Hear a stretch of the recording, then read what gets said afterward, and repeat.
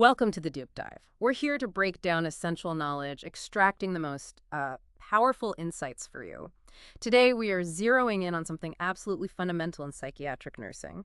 It's that essential partnership we call the therapeutic relationship, our mission, to walk you through its structure, the really critical safety boundaries, and the personal skills you need to make this healing relationship actually work. And we're grounding all of this in the core psychiatric nursing literature. It really is the ultimate blend of science and art, isn't it? I mean, you have your foundation in anatomy, neurobiology, pharmacology. Hmm. That's the science for safe treatments. But the art of psych care, that relies so heavily on interpersonal skills and this relationship. It's not just some soft skill. It's the very basis for all intervention. When you look at those persistent issues you often see in severe disorders, things like poor self-image, ambivalence, maybe trouble sticking with treatment. Well, the therapeutic relationship is often the biggest factor in helping someone improve. It's what we call the therapeutic use of self. Okay, so if the use of self is the art, what about the guiding principles, the gold standard? I understand patient-centered care rests on four key pillars. That's exactly right. Patient-centered care is what ensures this relationship genuinely serves the patient, not, the hospital or the nurse's own agenda. And those four pillars, they're non-negotiable. First, upholding dignity and respect, always.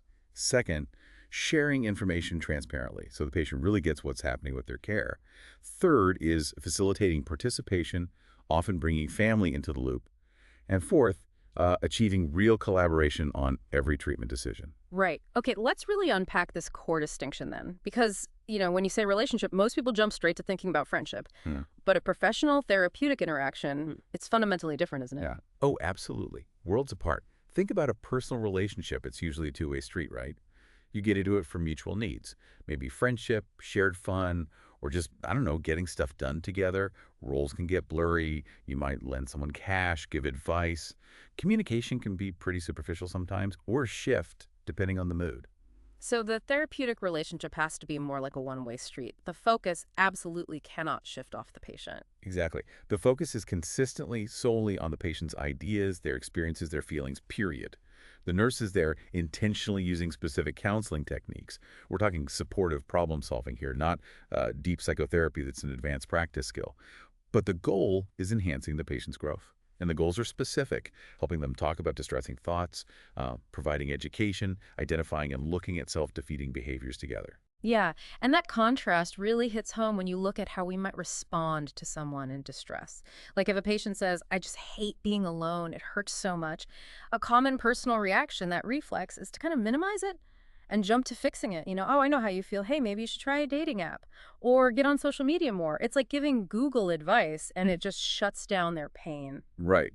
Whereas the therapeutic response avoids that quick fix. It validates the feeling first. Loneliness can be really painful. And then it encourages exploration. What's happening right now in your life that's making you feel so isolated?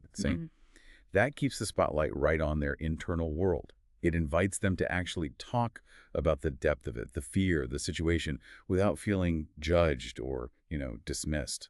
Okay, so if this relationship is the engine, what keeps it safe? What keeps it on track? We absolutely have to talk about boundaries. These are like the guardrails of professional behavior, right?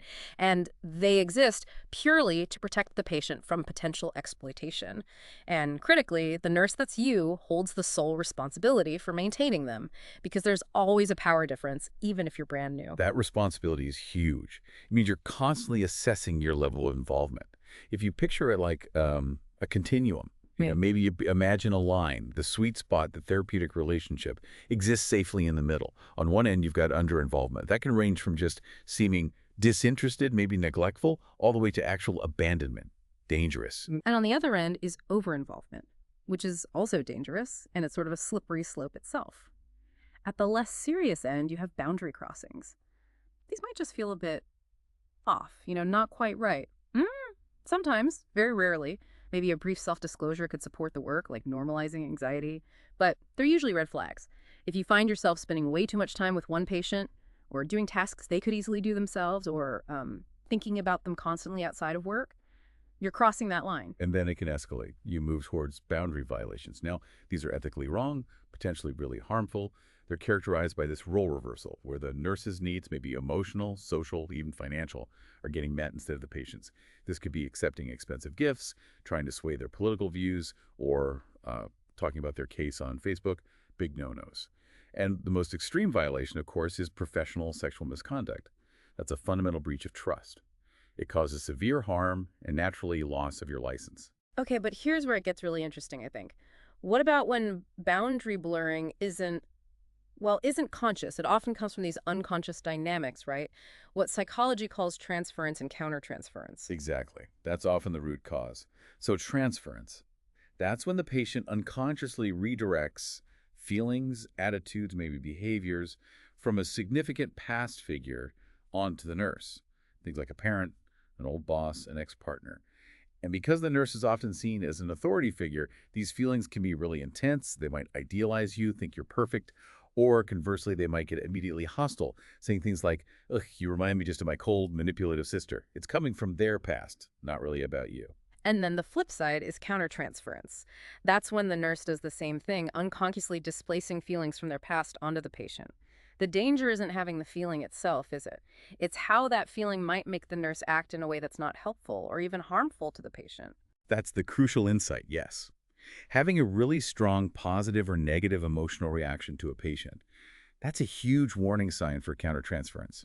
Like, if a patient reminds you strongly of a depressed family member you really struggle to help, you might feel this overwhelming sense of disgust or maybe failure. And that immediately tanks your objectivity. You might get overly involved, trying too hard to fix them, or maybe you pull back completely because the association just exhausts you. Either way, that dynamic completely derails the professional purpose of the relationship. So, managing that countertransference, maintaining objectivity, it all has to start with pretty intense self-awareness. Before you can effectively guide a patient, you really have to understand your own stuff, your personal values and beliefs. And let's define those. Values are your abstract standards or ideals. Things like honesty, self-reliance, fairness. They shape what you judge as important in life. Beliefs are more specific. They're the convictions or opinions you hold to be true. For example, hard work always leads to success. Or maybe healthcare is a fundamental right for everyone. The real challenge, though, comes when you're working with patients whose deeply held values clash directly with your own. Maybe conflicts around personal hygiene or addiction, religious choices, political views. It sounds easy to say don't judge, but what happens when a patient's choices seem to actively harm them or just violate your own moral code? That's exactly when that self-monitoring has to kick into high gear. Your values aren't universal truths, right? The nurse has to first acknowledge the conflict exists, then really monitor their own emotional reactions and behaviors. The goal is never to try and change the patient's views or even endorse them. It's about accepting the difference exists and then helping the patient explore the thoughts and feelings that are driving their behavior. That's the line you walk, acceptance versus judgment. Okay, so this relationship, it's structured, it's intense, it needs clear boundaries. It definitely needs a roadmap for how to actually interact intentionally. And that roadmap comes from Hildegard Peplau's model, which lays out how this professional relationship evolves through 4 phases. Though they're distinct, they also interlock and overlap, right? Correct. They aren't always neat, separate boxes. It starts apparently even before you meet the patient, the pre-orientation phase. This is like the homework stage. Exactly. It's everything that happens before that first face-to-face meeting. You're digging into the patient's chart, understanding their diagnosis, checking their medications, and crucially, you're recognizing and managing your own thoughts and anxieties about the meeting. Are you feeling maybe a bit judgmental? Nervous about this particular patient group, fearful you'll say the wrong thing? You need to process that before you walk in the room so you can enter ready to focus entirely on them. Makes sense. Then comes the orientation phase, the first meeting. This sounds like it's all about setting the stage and building trust. Yes, establishing trust and the rules of engagement. Key tasks here. Clear introductions, who you are, why you're meeting, how long you'll meet for. You need to establish rapport, that sense of trust, understanding, harmony. That comes from being genuine, showing empathy. And very importantly, you specify the contract. This covers the practicalities, the exact time, place, and duration of your meetings, and you bring up termination right from the start. And a huge piece of this phase is confidentiality. You have to be crystal clear about who else might hear what the patient shares and what the limits are. Oh, absolutely critical.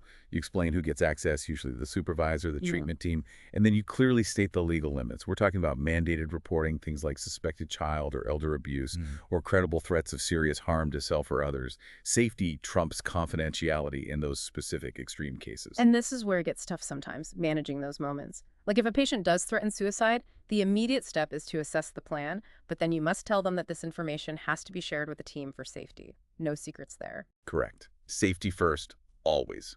Or what if the patient tries to deflect by asking you personal questions? Are you married? Got kids? The best therapeutic approach is usually to answer very briefly, maybe even deflect slightly, and then gently but firmly refocus the conversation back onto them and their concerns. Keep the boundary clear. And if they say, "Can you promise to keep this a secret?" you have to be honest. You say clearly, "I can't promise absolute secrecy, especially if what you share affects your health or safety or someone else's safety." Okay, so once that trust and the contract are solid, you move into the working phase. This sounds like the main event. It really is. This is where the bulk of the therapeutic work happens. You're gathering more data, helping the patient manage their symptoms, providing vital education about their disorder, maybe the biological factors, their medications. But the real core focus here is identifying those problematic coping strategies that you've been using, exploring healthier alternatives, and then actually practicing new, more adaptive behaviors within that safe relationship you've built. And then eventually, every relationship has to end. The termination phase. But you mentioned this is discussed right from the beginning. Yes, it shouldn't come as a surprise. The tasks in this final phase include summing up the goals you worked on and what was achieved. You review the education provided, discuss future plans like follow-up care, maybe support groups they can join, and often you exchange some memories, positive ones from the time together, to help facilitate a sense of closure. But this ending can be really tough for patients, can't it? Oh, definitely. It's really important to recognize that this phase often stirs up powerful feelings of loss or abandonment, maybe rejection for the patient. Actually working through those feelings within the therapeutic relationship as it ends provides a really critical opportunity for them to process these difficult emotions in a healthy way before they move on. So beyond the structure, the phases, there are also these essential personal qualities the nurse needs to bring, right? Things that actually promote growth in the patient.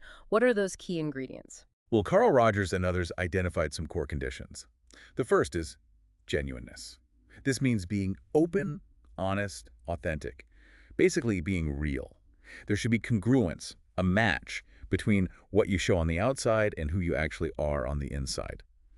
This builds trust because the patient senses they're dealing with a real person, not just someone playing a role. Okay, genuineness. What's next? Empathy. This is the effort to truly understand the patient's world from their point of view, trying to put yourself in their shoes, so to speak, without actually merging with their feelings. And like we touched on earlier, this is really different from sympathy. Sympathy is feeling pity or sorrow for the person. Right, sympathy kind of shifts the focus back to your feelings about their situation. Exactly. Empathy is much more powerful therapeutically. It's an attitude of deep respect and validation for their experience. Makes sense. Genuineness, empathy. What's the third? Positive regard. This basically means respecting the patient as a human being who is worthy of care, regardless of their behavior or condition. It's often communicated indirectly, through your attitude and actions, like attending, really being present with them, using nonverbal cues like leaning in slightly, maintaining comfortable eye contact, having open body language. It shows you're engaged. It also means actively suspending value judgments like we discussed earlier. Right. So instead of saying, gambling is terrible, you have to stop, demonstrating positive regard means focusing on the impact it has on them. Something like, okay, so the gambling is part of the picture too. How have those choices affected your finances or your relationships? You maintain respect even when talking about difficult behaviors. Precisely. And another huge part of positive regard is helping patients develop their own resources. You don't want to foster dependency. So if a patient asks you to fetch them a drink and they're perfectly capable of getting it themselves, you encourage their independence. You might say, "The juice is right there in the refrigerator. I'll wait here while you go get it." It minimizes feelings of helplessness by reinforcing their ability to act for themselves. Okay, let's try and bring this all together then. What's the big picture takeaway? The therapeutic relationship. It really is the absolute bedrock of psychiatric mental health nursing. It is. It requires this structured, intentional approach kept safe by clear boundaries. It follows a developmental path, like Peplau showed us, and it's fueled by the nurse's own intense self-awareness, their genuineness, their empathy, and that unwavering positive regard for the patient. So it's not just about being nice or friendly, it's a real structured art form, carefully designed to help the patient grow and become more independent. That's a great way to put it. All right, so let's leave our listeners with something to think about. We know from research that unfortunately, empathy levels can sometimes decline among nursing students as they go through really demanding clinicals. It's tough out there. So here's a question for you to chew on. How will you consciously cultivate and maintain genuine empathy, remember empathy, not sympathy, throughout your career, especially when you're faced with patients who are challenging, maybe demanding, or whose values might deeply conflict with your own? How do you keep that vital connection alive?